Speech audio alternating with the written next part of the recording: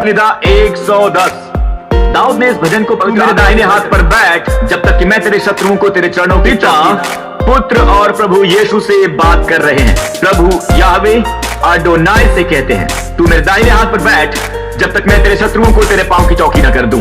ठीक है, पिता ने यीशु से कब कहा? जब उन्होंने पाप, मृत्यु और नरक पर विजय प्राप्त कर ली और वो मरे हुए में से जीवित हुए, आमीन, और देह के साथ पिता के पास वापस लौट गए। पिता ने कहा, मेरे दाहिने हाथ पर बैठ जब तक मैं तेरे शत्रुओं को तेरे चरणों पर सिंहासन पर विराजमान है ना? क्या है उनका स्वभाव? यीशु का स्वभाव ये है, वो विराजमान है, वो बैठे और अपेक्षा करते हैं कि पिता एक एक करके उनके सभी शत्रुओं को उनके पांवों के नीचे लेकर आएंगे। बीमारी उनके पांवों के नीचे होगी, गरीबी उनके पांवों के नीचे होगी, तनाव, श्राप, घटी पांवों के नीचे होगी। आमीन, क्या आप सुन रहे हैं?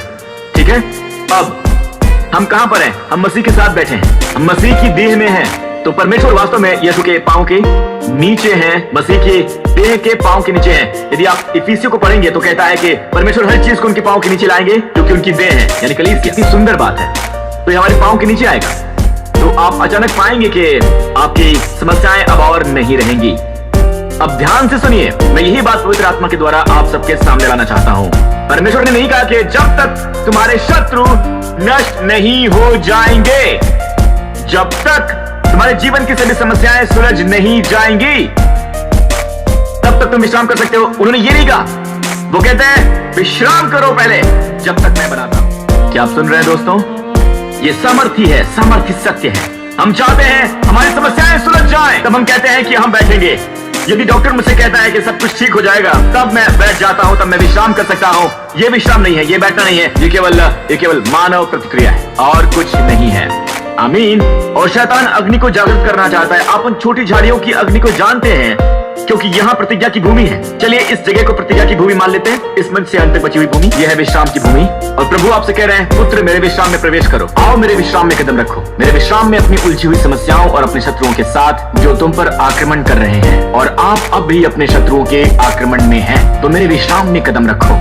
और इसके बजाय आप जानते हैं शैतान क्या करता है? आप जानते हैं कैसे हम विश्राम की ओर बढ़ते हैं? हम इस प्रकार के संदेश को सुनते हैं। आपका दिल कुछ कहता है, हाँ मैं इस जीवन को जीना चाहता हूँ। आपका दिल कहता है, मैं विश्राम में शांति में जी सकता हूँ। ठीक है, पर जिस पल आप शांति की ओर चलते हैं, वो अग्नि को शुरू करता है। तो आप रुक जाते हैं और अग्नि को शांत करने का प्रयत्न करते हैं, और तब आपके पीछे कुछ जलता हुआ महसूस होता है।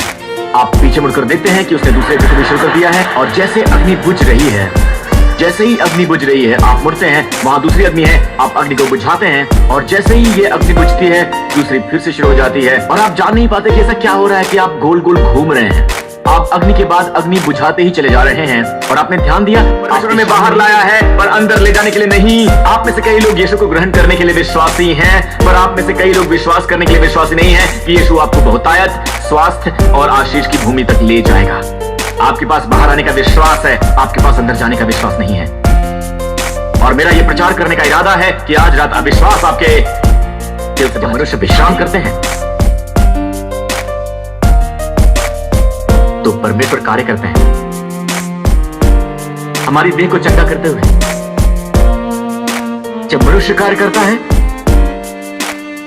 परमेश्वर विश्राम करता है।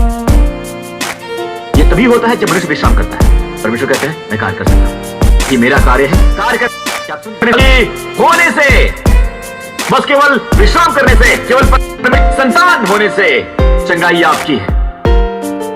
इसी वजह से हम अपने जीवनों में अधिक चमत्कारों को नहीं देखते हैं। यदि हम हमेशा सोचते हैं कि मुझे ये करना है, मुझे वो करना है। आप जानते क्या, इब्रानी में राफा शब्द कहिए, राफा, जी हाँ राफा, जैसा कि यहोवा राफा, मैं प्रभु तुम्हारी चंगाई हूं। ठीक है, चंगाई कहिए, चंगाई। दाएं से बाएं ये इस प्रकार पढ़ा जा सकता है। इब्रानी में से दाएं से पे, अलिफ, राफा मतलब चंगाई।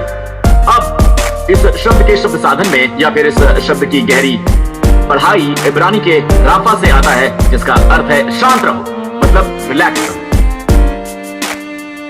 तो राफा की जड़ है रफा, अंत में हे के साथ, और जिसका अर्थ है शांत रहो। ये कहता है शांत रहो, और ये चंगाई शब्द की जड़ है इब्रानी में। इसलिए बाइबल कहती है जब तुम पवित्र आत्मा से बपतिस्मा पाओ, उनमें से एक चीज जो होती है वो है विश्राम, वो है शांति। तो आपको अपनी समस्याओं के बीच में जाना चाहिए प्रार्थना के साथ। कभी मनुष्य को बांझ नहीं रखना चाहते थे, आज में परमेश्वर ने मनुष्य को बनाया और कहा फलवंत हो जाओ।